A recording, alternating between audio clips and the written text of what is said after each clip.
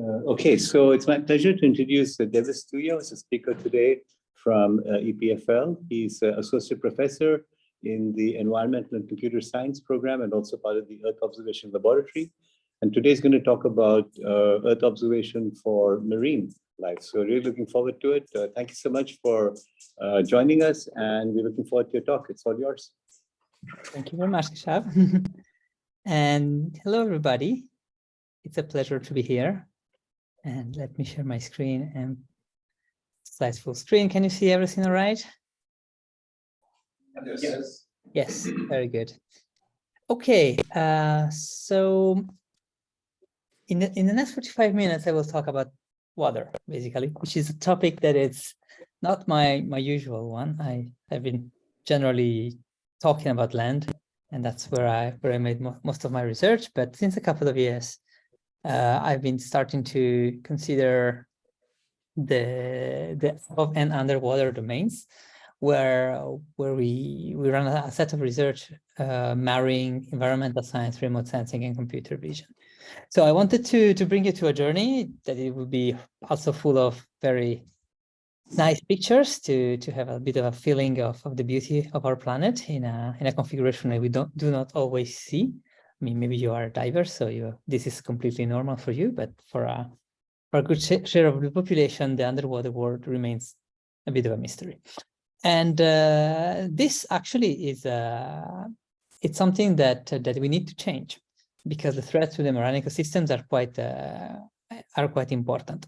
And just to cast this a little bit in the context of the Sustainable Development Goals, we will really be talking about Sustainable Development Goal 14, so everything that has to do with what they call life below water. But actually, we will talk about the surface and what's below. And among all the different targets that this SDG has, we will focus on everything that has to do with marine pollution on one hand, and on the other hand, with the protection and restoration of coral ecosystem. So we cannot cover everything, so that's basically where this is gonna go. Please do not be afraid of interrupting. If you want to ask some questions, go ahead. I don't mind an interactive session, but if you prefer to leave the question for the end, then also fine.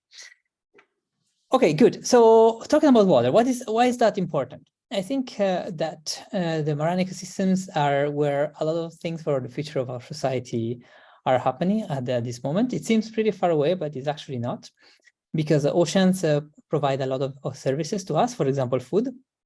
Well, I guess many of you eat fish, but it's estimated that around 3 billion people rely on fresh seafood for their protein intake. So having corals that are, having oceans that are healthy, it's actually key for food security at the global level. And it's not just the availability of food, but it's also food that is not contaminated. And for example, a big source of contamination can be microplastics that are actually plastic, like bottles and so on, that enter the oceans. They dissolve into microplastics. The fishes eat it, and then it enters the food chain that eventually will get to us. And we don't want to eat a fish contaminated with microplastic. I hope you all agree. But beside the questions of food and marine pollution, there is also the coral reefs. And the coral reefs, besides being absolutely stunning and beautiful, also give us a lot of important services.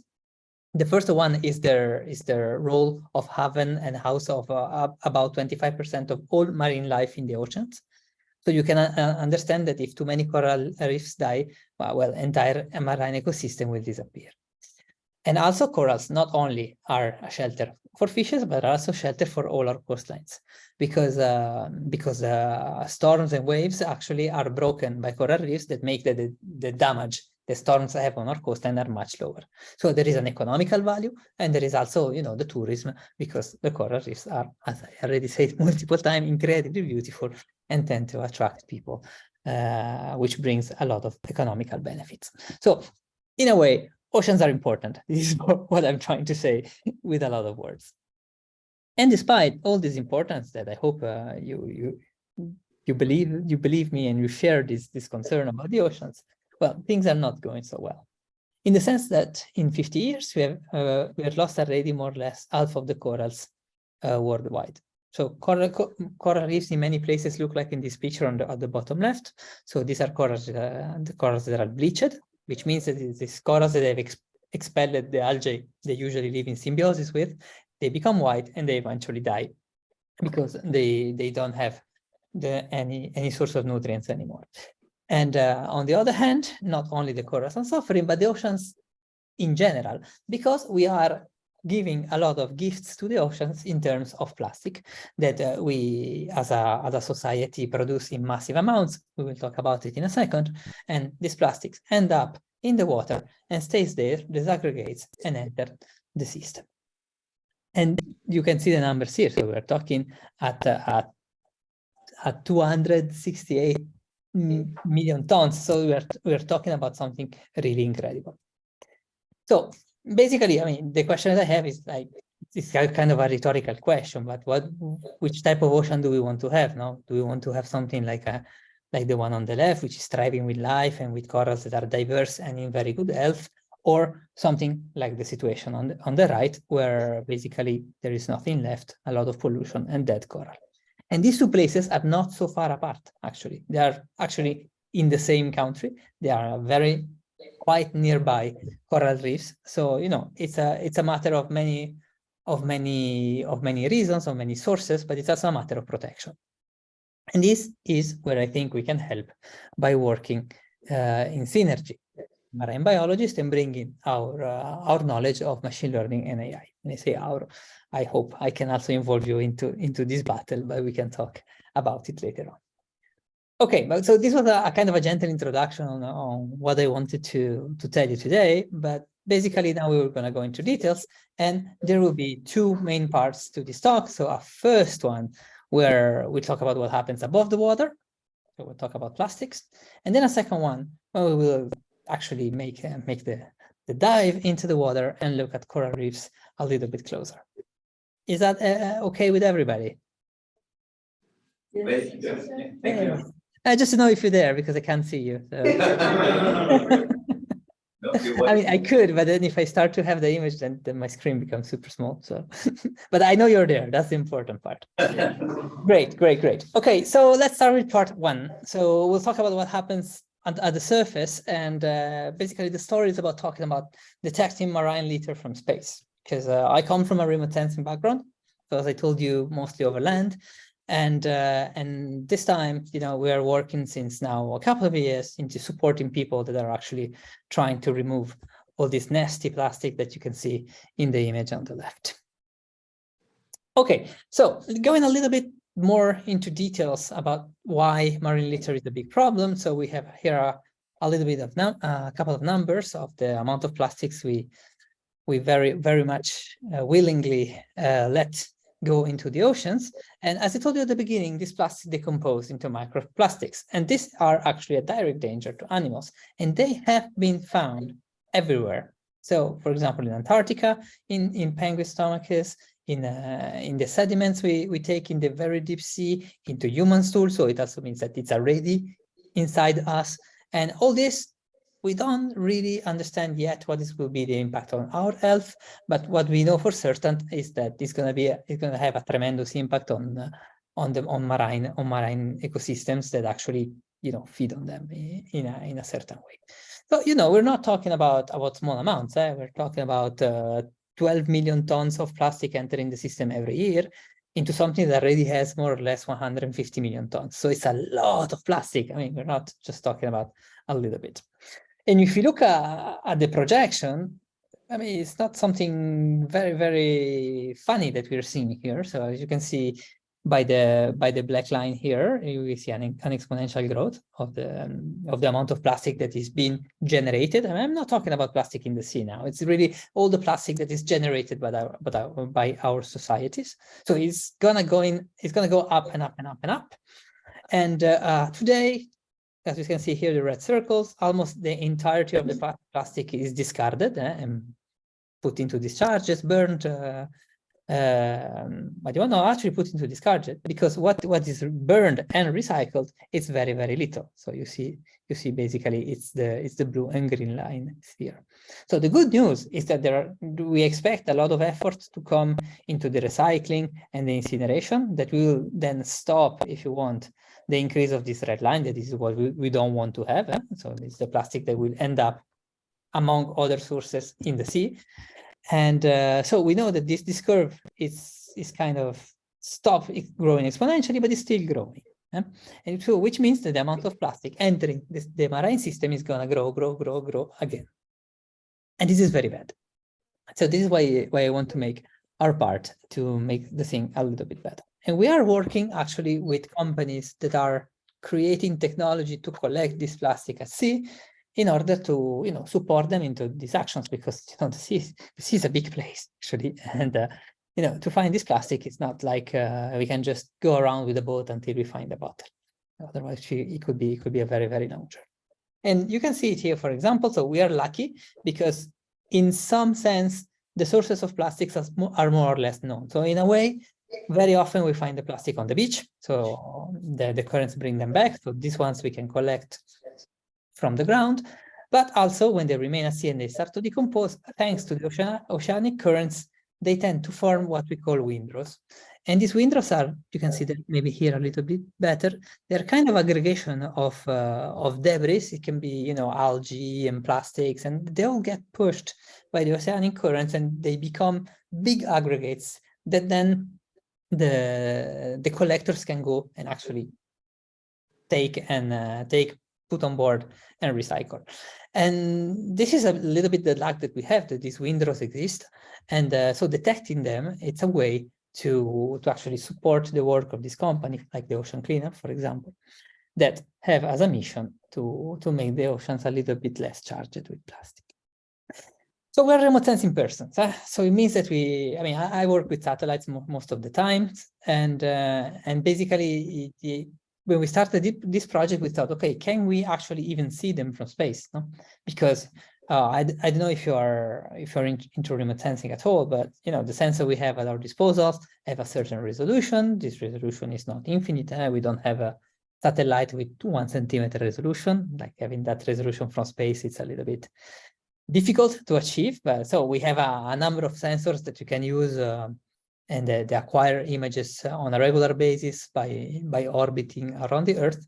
And the bet of this project was to see, okay, can we detect the big windrows in a consistent way, and then use it as a monitoring tool to support the teams on the ground. So this is actually our research question, no? How well can we detect it and map it, and then eventually monitor it? So we are not yet at the monitoring stage, but we are still proof of concepting the mapping and detection. This is what I wanted to tell you today. So among there are hundreds of satellites up in space. Currently, I think we are hitting the 1,000 mark for the different Earth observation satellites. But I would say there are two that I personally use more than others for different reasons. But they are called the Sentinel-2 and the PlanetScope Doves. So Sentinel-2, as you can see on the image here on the left, it's a satellite that has been launched by the European Commission, so through the European Space Agency, and it's made of 2 satellites. So you can imagine the two satellites orbiting and keeping the same orbit. And every 5 days, let's say, we have an image of the same place. This image is an image acquired at 12 spectral bands. So we're talking about red, green, and blue spectra, so the same as your mobile phone, plus a number of bands that cover the infrared spectrum. So they basically see things that you cannot see because your eyes cannot see the infrared light. But sorry to interrupt you, but almost everybody in the audience is very familiar with satellite remote sensing. So okay, very good. So I can skip that. Yeah, you can skip that part. PlanetScope we don't know about, but Sentinel-2, modest Landsat, things like that you're familiar with. So PlanetScope I have heard of. Perfect. So are you familiar with the Planet Doves? No, not me. Some yes, some no. Okay, no problem. It doesn't matter. So we can. Yes, okay. Very good. So basically, okay, Sentinel-2, and the drawbacks is that the pixel size is not so big, no? But you have other sensors that give you a better spatial resolution, like the planet Doves, which is a constellation of 160 satellites. I mean, more, they keep sending satellites up in space. And there we can have a daily imaging at 3-meter pixel size. Okay, but the drawbacks in this case is that there are less spectral bands for the moment, and this is a commercial satellite. So every time you want the images, you need to pay. While the Sentinel-2, I'm pretty sure you know, are free of charge.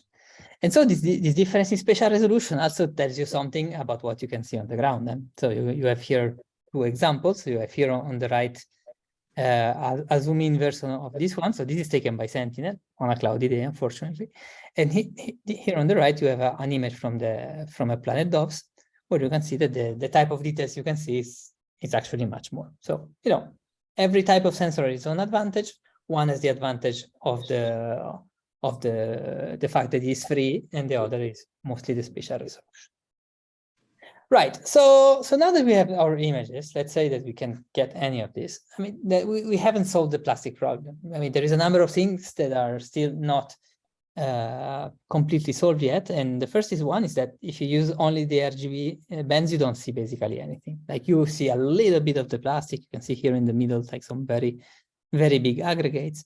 But then people have been busy in creating indices where you can see this plastic, all right. So for example, there is this index called the floating debris index, which is specifically done for floating indexes at sea. And some people have been using the NDVI, which is probably the most known index in the universe, which and both of them use the fact that the plastic reflects in the infrared relatively well.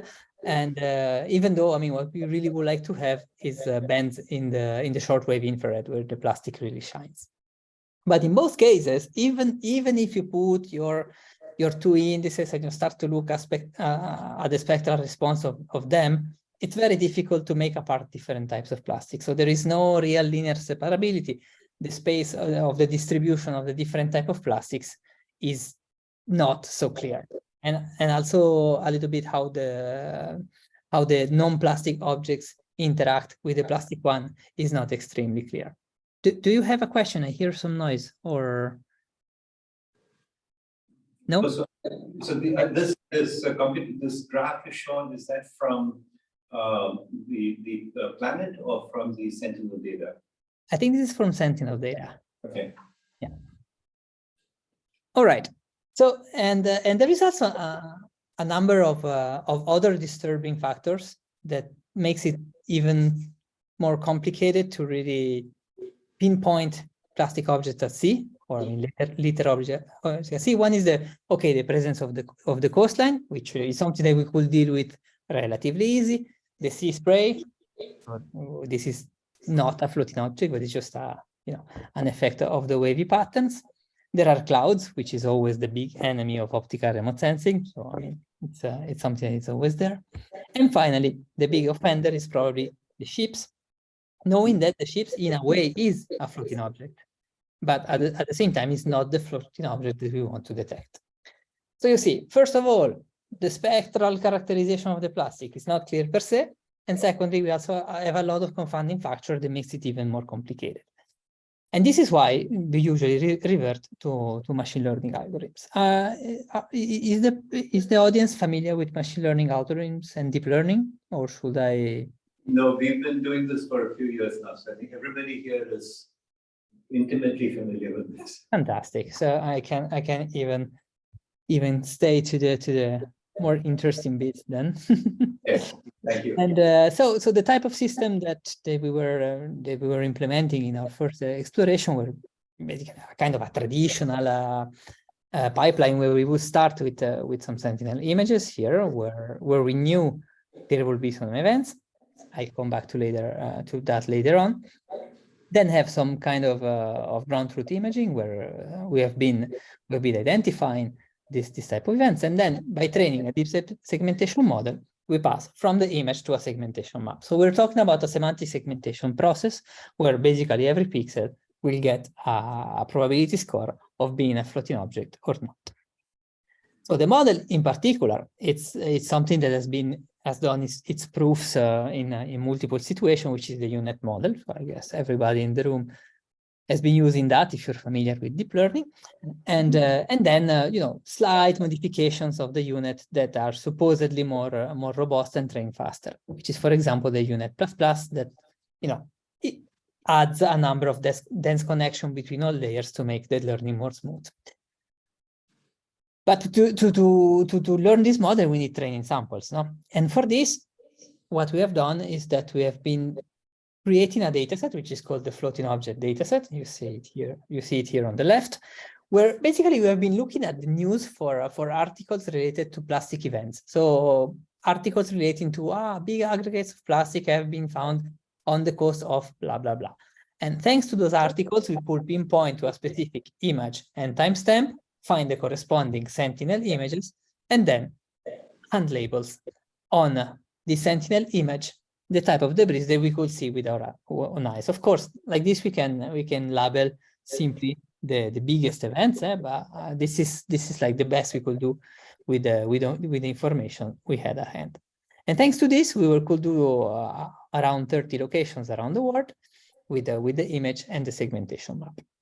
On the side, some colleagues, Kikaki and colleagues, also did something similar, and they did a similar experimentation also in a multi-class setting. So they were also trying to discriminate types of plastic. So they also had a data set with segmentation maps of floating objects. And we took these two and we put them together because, you know, for good learning, it's always good to have a lot of data.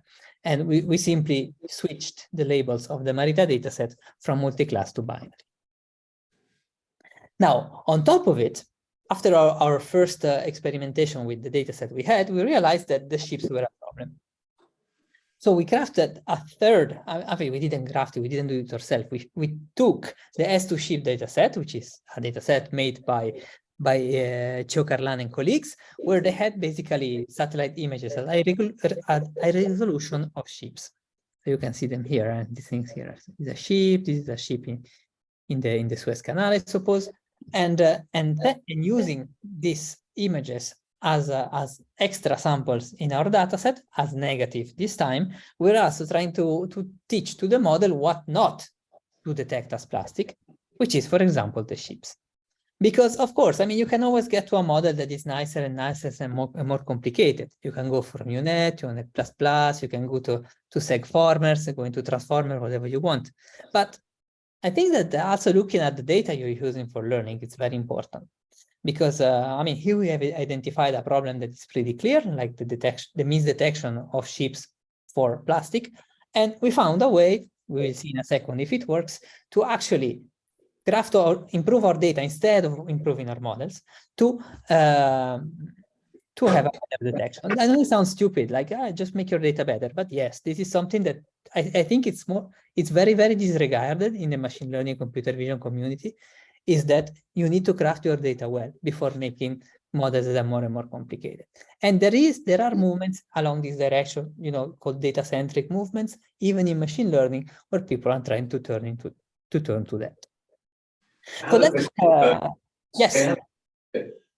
You're using this S2 ship, which is a static ship model, but there is a registry or live registry of all the ships that are registered, right? So we know exactly where they are in the ocean all the time, right? Isn't there a data set like that? So couldn't you use that to say we expect to see a ship in this image? Because you know the time and the location. We could, yeah, we could, yeah, why not? By the moment that we can acquire a Sentinel image exactly at the time where we have been accessing the data, so that would be perfect. Yeah. Cargo ships. Yes. Most of them are tracked. Yes. And they also go through distinct shipping channels. That's right. Yeah. But not all of those large ones do. One of my questions was that when you talk about ships, it's a pretty broad term. Are you also thinking about smaller fishing boats or more artisanal shipping or holiday shipping? There need to be the resolution that is detectable when we use an image at 10-meter resolution. So very small fishing boats we would be invisible at this resolution. I think that's probably the limitation is that the data set we are using is very high resolution. But then just on the big ships. Yes. But the issue with Russia at the moment is that there are quite a lot of ghost ships where Yeah, they switch off their. True, I mean, but despite the fact that they have ghost ships, by and large, all the law-abiding ships at least you can remove. So in addition to these two ships, this would be an additional data source that you might use. I think it's possible. The fact is that the S2 ship is curated, so it's a dataset that is ready to use where all the boats have been clicked. By using a dataset where we have all these ghost ship, we have the risk of Yes. or having data that we consider without ships, and then you have ships in the Right. No, I understand. Yeah. But good point. Good point. Will be worth having a look at. Yeah. Okay, great. So where was I? Yeah. So here are just a couple of numbers to see how the thing is going. So the first, maybe a bit boring result that we see here is that the deep learning model tends to outperform traditional machine learning models like random forest. This was kind of expected. It has been seen in the literature many times. But then even at this level, it's not entirely clear, because depending on the region of testing, well, you can see that at some point in this region here in Durban, the random forest is doing better than UNet.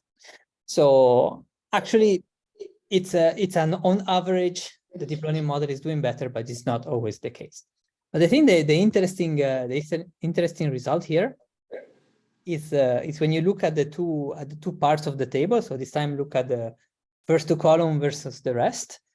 Is that, using this improved data set, when you basically start to craft your data to fit your task better, basically all the models get a big boost. And in particular, the different deep learning models seems to really shine like that. So for me, I think it's a good take-home message to just tell that they don't be just blindsided just by the machine learning part of things, but also think about the data you're throwing into the machine learning part. I know it sounds obvious, but it's not often what I see into the literature I read. So, care about the data. That will be my take-home message for this part. Anyway, so here we have a couple of images of how the thing has been performing. So you have here in the mid column here, where is written truth, the hand labels that were done by us. So they are as precise as we could annotate. And then you have three different prediction, one from the random forest trained on the dataset by Kikaki and colleagues, a unit trained on our first dataset, the one without the ships, and then the same unit, but this time trained by the enhanced dataset. So we can see that the prediction gets a big improvement when having both the improved dataset and the improved model. I think this is like the two things going hand in hand. So both the model and the data help us to have a very precise detection of the floating objects. And the fun thing is that to a certain degree, it also works across resolutions. So we took our Sentinel-2 models and we retrained it by using only the first bands that are the same with the PlanetScope image. And funnily enough, we could predict into PlanetScope image the floating objects. So there is a plastic litter project here. That is a project run by a Greek colleague, Kostas Toupouzelis. Every year they put out in the sea some rafts made of plastic bottles. Okay, and then they leave it out for 2, 3, 4 months, and there are several Sentinel and PlanetScope acquisitions, and then they give out all the data openly so that people can do research about it. So here, the first and the last column are 2 Sentinel passes 5 days apart. And you have 3 targets, one here, and one here.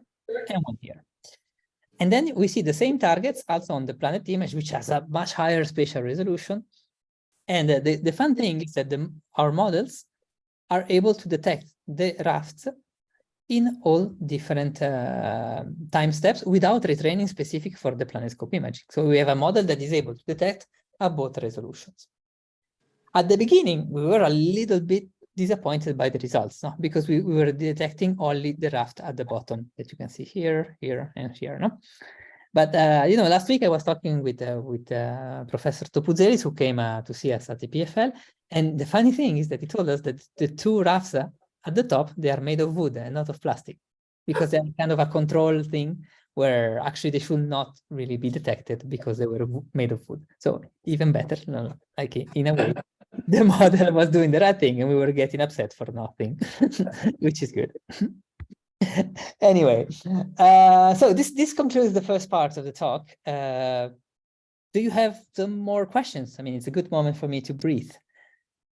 I have a question. Have Please. you tried to test on any image that you know that has sargassum veins? Sargassum, so this, it's a good point. I think one of the locations that we have in our data set are very much sargassum contaminated. There is a lot of sargassum, and we are doing less well, because there is a confusion. So they're okay. Thank you. You're welcome. And what's the minimum size of a patch that this would detect, of a plastic patch? The size of the patch. Like, what is the minimum size? How big does it have to be to actually for this? Oh my God, I don't remember by heart like this, to be honest. And keep me following up the question. If there is a patch that like is subpixel, so you have like a patch that is smaller than a sentinel pixel, would your model be able to see the subpixel and classify that pixel to be as plastic, even though it's not fully covered by plastic? So partial covering makes it more difficult to detect, and as you can see here by the probability overlays, I mean, we have very high probability in the middle when the entire pixel covers the target. As soon as we have some mixture, then the detection strength becomes a little bit less important. And so it's a problem that is more present on the Sentinel-2 because we are talking about a half the resolution with respect to the planet. So I have just one quick question, which is, you showed us coastal windrows, is that right? Sorry, can you say it again? The coastal, why are you choosing coastal areas rather than larger at sea areas? It's because they are imaged much more often by the Sentinel satellites. Okay, thank you. Yeah, and also especially by the planet because it's commercial and they need to task, so they task very rarely in the middle of the ocean. And I know it's a bit disappointing for us as well because I mean the middle of the ocean is where the companies we are working with are most interested in.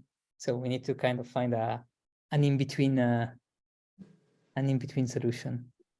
But we are interested by the coast for a number of reasons. First is that there is more data, but secondly also that the amount of data screening the entirety of the ocean is just amazing. And I mean, we would not be able to process all this. So we focus at the deltas of big rivers, for example, when we know that there is a lot of plastic getting into the system from there. I think it makes sense to try to catch it there before it gets into the open ocean and it can get potentially everywhere. Thank you. I have one more question. How much do patches of plastic move per day? Like how in advance do you have to predict it to be relevant to these boats? That's a very, very good question. So, I mean, it really depends on the currents.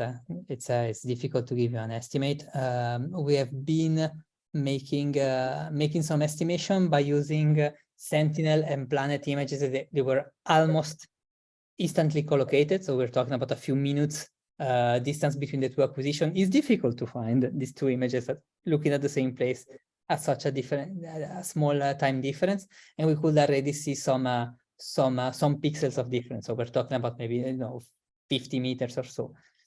And for an image taken one day after, we can recognize some windrows by guesstimating, and more than that, it just becomes impossible. And this is also why, I mean, the next step of our project now is to integrate information about oceanic currents and make some modeling of where the plastic should actually go. But this is our next step.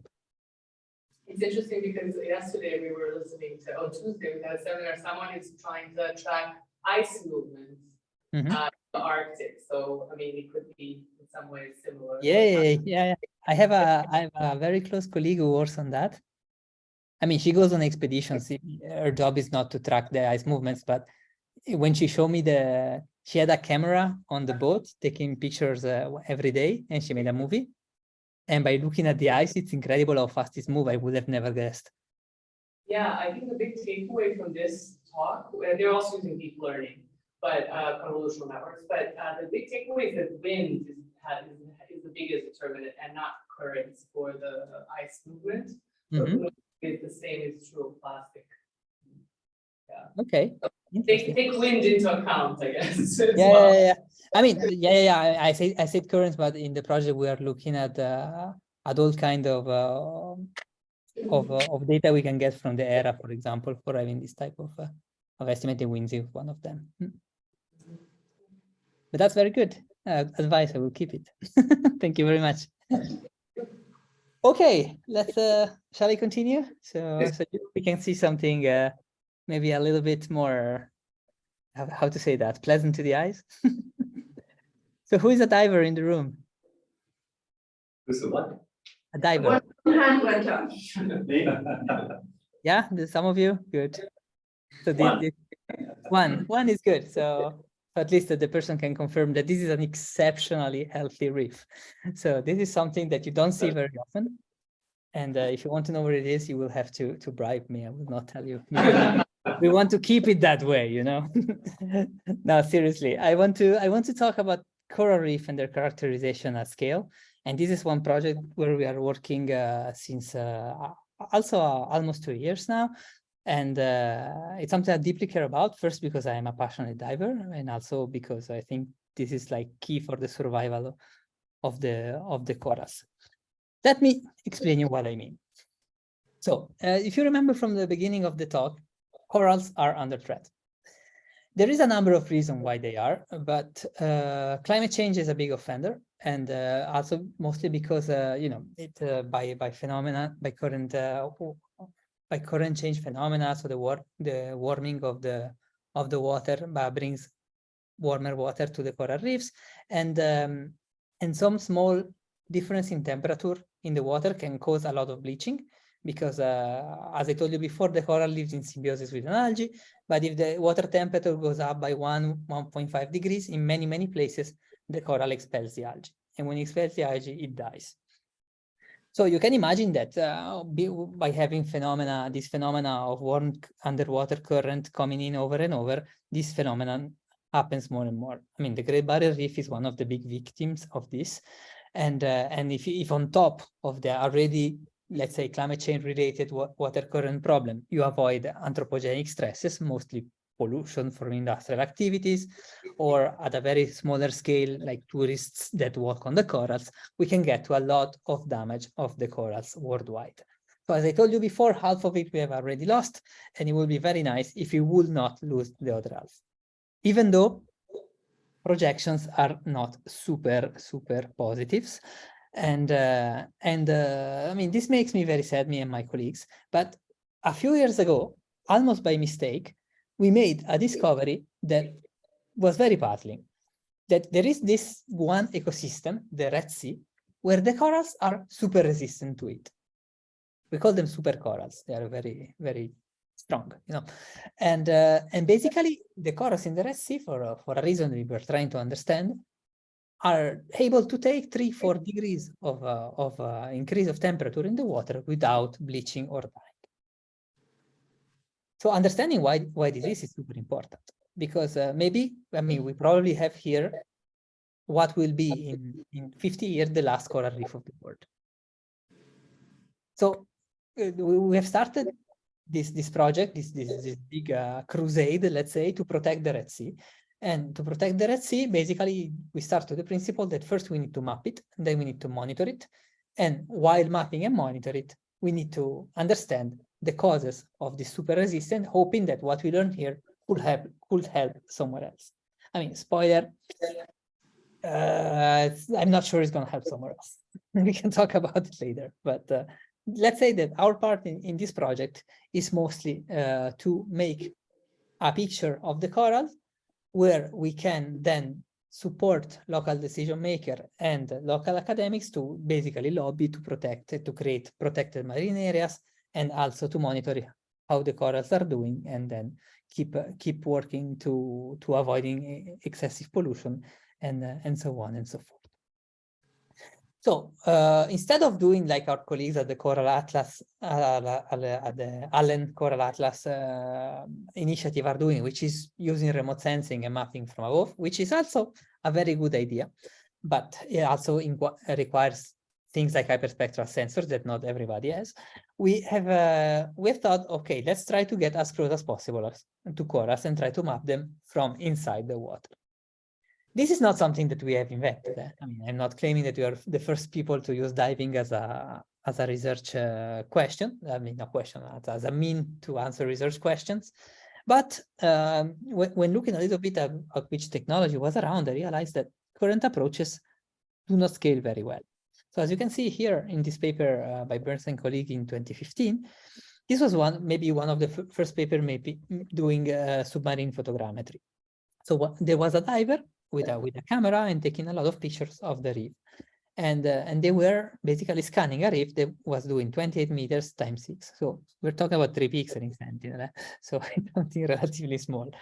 But then using a proprietary software, so PhotoScan, they were creating a 3D model, and this was already taking 1 hour with this very small patch of corals. And then it was requiring more than 20 hours of manual work to detect the benthic classes, understanding the ecosystem, and then estimating biodiversity. Fair enough. I mean, it's a system that works, but it doesn't scale at all. Same thing for very recent systems, like this one that was published this year. It's not this year anymore, last year, where the researchers are using an hyperspectral camera scanning underwater. And this is fantastic because you can get to super detailed characterization of the species of the corals, but to the price that you need this hyperdiver, no? Which is a hyperspectral camera that goes underwater. Since you know very well about remote sensing, you also know the pricing of hyperspectral cameras, and you can imagine that it's not very simple to deploy this at scale. So our bet was to try to take these two things together, no? So on one hand, a system that has made this proof based on photogrammetry, and on the other hand, something that we could really scale up very well. And we came up with our affordable setup. As you can see here, fantastically showcased by Jonathan, one of my PhD students, who basically designed the system that is nothing else that, you know, a bunch of GoPro cameras that you can basically buy in your favorite electronic store, mounted on a metal pole, and then we can then use to dive and film the reef. So as you can see, it's easy to scale, because everybody has a GoPro. I mean, every diver I know has a GoPro, so it could acquire data for us. If one camera breaks, okay, too bad. It's like $500 and we get a new one instead of an hyperspectral camera that costs us $50,000. And then there is also a question of, it's not only the fact that we can scale it, that every tourist has one, but we can also empower local communities, because this is a setup they can afford, or we can bring to them, and we can teach them how to use it. It's not so complicated to dive with a GoPro camera fixed on a stick. So basically, for me, I mean, all this is a project that puts together a lot of things. So one is the pure camera photogrammetry part, but then this is a part that is the computer vision that I will show you in a second. And the third part is that we can really have a project that is not us going there and mapping and leaving, but we can also bring something to local researchers. And this is what we are doing since more than a year. So imagine that we have been these 3 times already into the Red Sea, and we are basically filming now. So you have here Jonathan with a camera filming, and so we get a video, an ego motion video, call it, because it's basically seeing what the diver sees. And then we build a deep learning model that is actually trying to solve 2 things at the same time. So on one hand, we're trying to get the estimation of the depth and of the pose. So depth is the distance to the camera of what is being observed. And the pose is the position of the camera itself. So these are 2 classical quantities required by photogrammetric systems. So you need to know the depth and where the camera is to make a 3D model. And secondly, on the side, using the exact same frames, we are having a method of semantic segmentation. So it's the same as characterizing land use from a satellite image. It's just that this time we're not looking at a satellite image, but at the frames of a video of underwater diving. Okay. So of course, this task here is supervised. So we need someone annotating some of the frames to know what the different corals look like. So it's a little bit like the floating objects before, if you want. And the task above, the depth and pose estimation, is completely automated. And what is funny is that the system requires only one camera to work and not two. Because to do depth and pose estimation, usually you need two cameras, no? You have two eyes, and with your two eyes, you can see the 3D. So, but when you go with a GoPro, basically you have only one eye. So how you can make depth with having only one camera, okay? And basically what we do is that we build on the fact that we have a video, and a video is made by several frames, okay? And each frame is like postponed by a fraction of a second, okay? So if we have a neural network that basically was task is to predict the depth on a frame and the position of the camera on that frame. Then it will take basically the next frame and do the same. And we will have the two camera positions at the two frame time and the two different depth estimation. But we also have a transformation T that can allow us to project this depth estimation at this location. So it's a typical photogrammetric transform. And by doing that, we basically project this into that. And then we can compute the error of the depth estimation because these two maps should be identical after projection.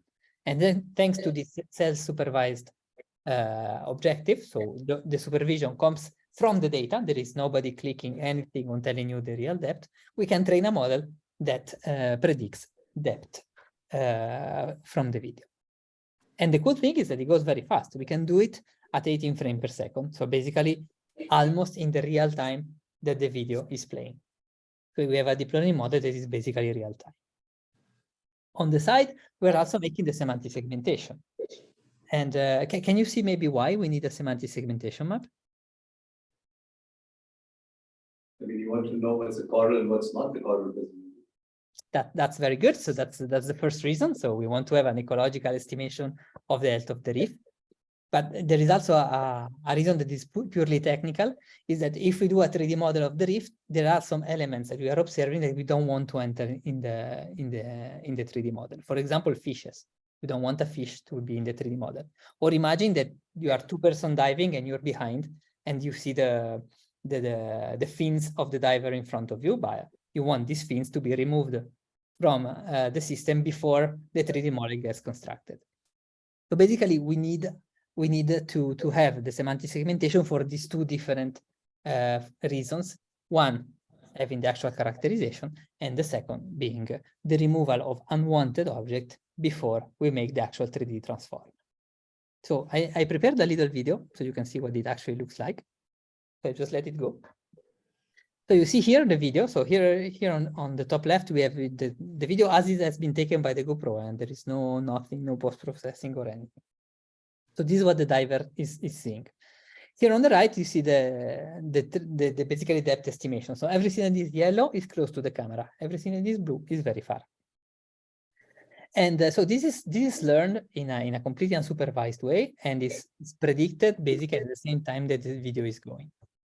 And then the second task that you can see here is the semantic mapping. That is, it's not mega precise, but it's precise enough for what we need to do, which is ruling out these fishes and so on, which you can see, for example, in red, we have the fishes. In blue is everything that is too far to be mapped. It's not water. It's the things that are considered too far by the depth map, and so they will not projected in the 3D model afterwards. And then you can see here in the bottom right, the 3D model being constructed one frame at a time. And as you can see, sometimes you have holes here in this map here, and this is because these are pixels that are either too far or a fish or something like that, and we don't want them to be taken into account in the final 3D model. Since we know the position of every one of these points in the original images, we can go and see the segmentation map and make a 3D segmentation map at the same time. And this is pretty cool because it allows us basically in the time of a dive to cover the entirety of a reef. And if we have multiple cameras, we can have a very big footprint. So we are basically providing something that is quite scalable, actually much more scalable than anything that is on the market right now, using a setup that is completely uncomplicated. because again, a GoPro is something that basically every diver around has. And thanks to this, I will move on maybe, because we're running out of time here. But we can get to maps of entire reefs, and then we are able to make this type of, mapping of the benthic life that you can see while we're scanning them. And when we will coming back over and over in the same places, we can also move to monitoring, so having this mapping done multiple times. And now we're really working towards the robustness across reefs, across time steps, across weather conditions that impact the visibility in the water, and so on and so forth. Can I ask a quick question? Yeah, but I'm finished, actually. Okay, we should let you finish first. Okay, as you prefer. Yeah, so I mean that was it. So I mean, I hope you enjoyed this talk and maybe seen something exciting and useful. My take-home messages here is that the oceans are very important, and I know that a lot of remote sensing focuses on land, but oceans are also pretty cool. And yeah, oceans without fishes and corals are basically dead, and they also have a lot of impact on our life, not only their own. So it's important to protect them. And with all these new cool AI tools, we can basically make our part as data scientists to protect the waters. And this would not be possible if we weren't working in a completely interdisciplinary way with marine biologists and geneticists. And it's actually super cool. And I invite everybody to get excited about it. Thank you very much. And I'm ready to take your question. Thank you.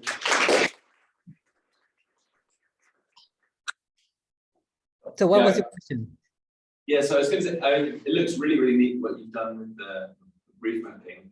So I worked with somebody who was doing something similar, I think, which they called it SLAM, simultaneous location map, which Yes. I think is kind of very on. And they were saying one of the problems with that is that the errors that accumulate in the positional estimation tend to add up. So when you try and come back to the beginning, if you do a circle, for example, Yes. you can basically end up not being in the same place as the beginning. Have you managed to resolve that problem? Yeah, so this is a problem of most SLAM systems. So the system that you can see, sorry, just go back here. So this is a structure from motion-based system. So it's the cousin of SLAM, if you want. It's a different way of creating the 3D models. And it's not a traditional structure from motion, but it's a learned structure from motion. So if you want, we're mimicking what a structure from motion system does, but with deep learning. Okay, now it's true that you don't have GPS underwater, so you cannot adjust the pose of the camera as you go. So basically, the only thing you could do potentially would be to dive a circle, and then when you hit the same spot, you know that you need to be in the same place. But this we don't have really this luxury, and you can see that this reef is a little bit bended now, which is actually something that we dived in a straight line. So the problem is still there. Let's say that the 3D reconstruction is locally accurate. So if you look at each portion of this 3D reef is correct, but on the ensemble, we have some distortion that you're still working on. Thanks. Any other questions in the room? Yeah. Is it possible to deploy an underwater robot to do this mapping? I get this question all the time. I mean, technically it is possible. I'm reading a paper right now where they're having some first results in that direction. So it seems very, very interesting. Why not?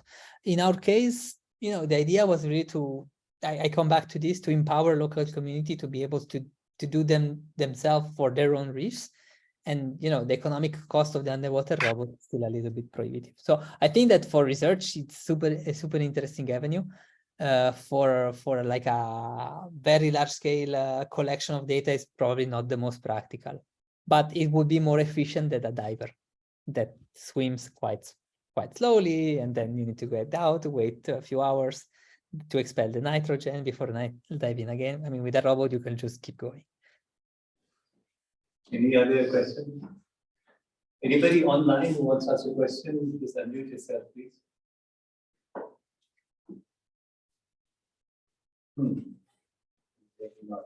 Okay, well, I guess that we are at the end. So, Davis, thank you so much. We asked you so many questions, but it was a brilliant talk.